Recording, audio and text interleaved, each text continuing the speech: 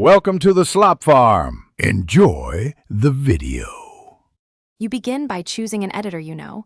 Once chosen, create a new project set to 9/16 1080x 1920. Import your horizontal files and place them on the timeline immediately. You want proxies or lower resolution previews if files are big, because playback must be fluid. Next, change the sequence or project settings to vertical. Make sure frame rate matches the source.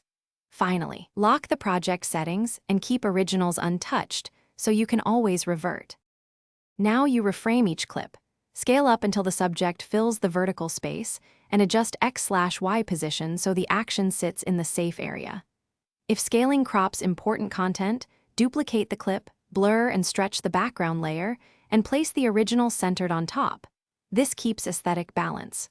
For moving shots, add position and scale keyframes to follow the subject smoothly. Make sure eyes and important motion stay above the lower third for captions. You finish by color grading and checking audio levels in the vertical canvas.